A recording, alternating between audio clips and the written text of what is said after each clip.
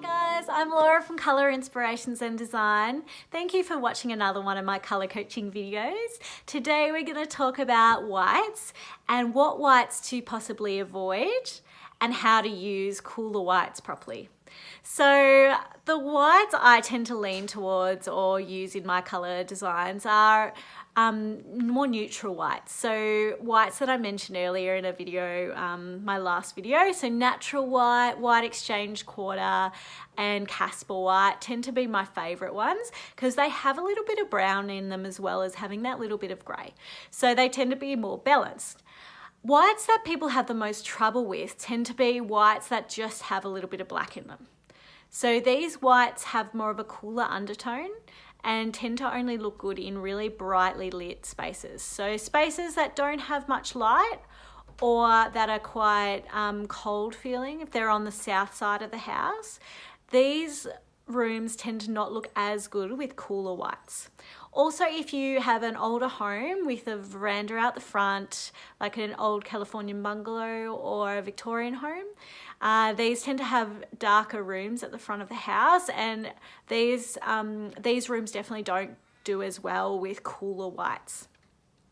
So the cooler whites I tend to avoid are Dulux White on White, which actually contains blue, black and red tinters. So this creates a mauve or a blue undertone when used in cooler spaces.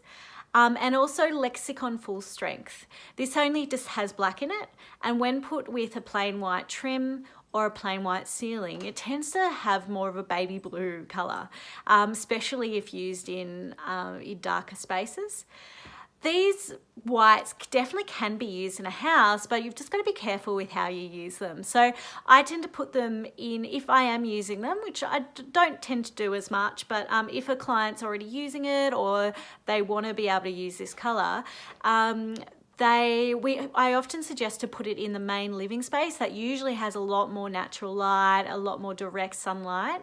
And then in the spaces that are a little bit darker, like bedrooms and the rooms on the other side of the house, maybe the south side or east even, when it's darker at the later time of the day, we tend to, those rooms, I usually put like a soft grey or a warmer tone grey, like a stony colour with it. So you have the brighter colours, brighter whites in the main living space, but then these cozy bedrooms, you sort of add a little bit of depth on the walls with the same white trim.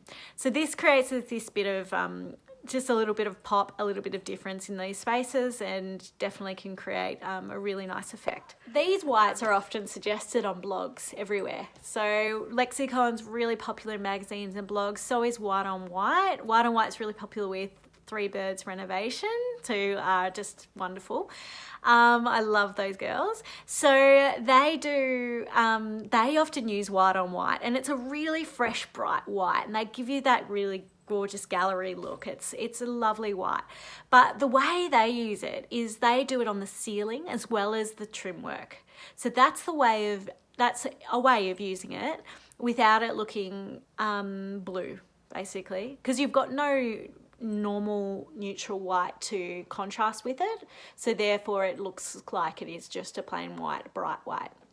So yeah, that is a way of using it. If you do use these brighter whites, definitely do the ceiling and the trim all in the same white, and then you'll get that consistent look with everything. So, and it'll give you that really bright beachy look. And these whites are really great for beach houses, plus that are well lit. They're also really good for if you're wanting to cool down a space, so if it's a little bit warm, it creates that cooler tone. Cooler whites are really great to use in warmer areas of Australia, so such as up north or in tropical areas. They tend to cool down the space more, and they can be really useful in these sort of places.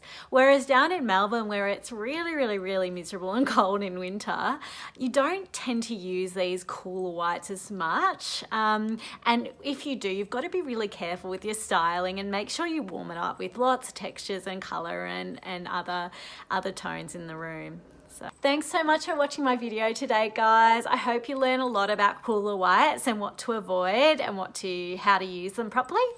So keep an eye out for our next video coming, and check out my website in the meantime if you'd like. And thanks again for listening.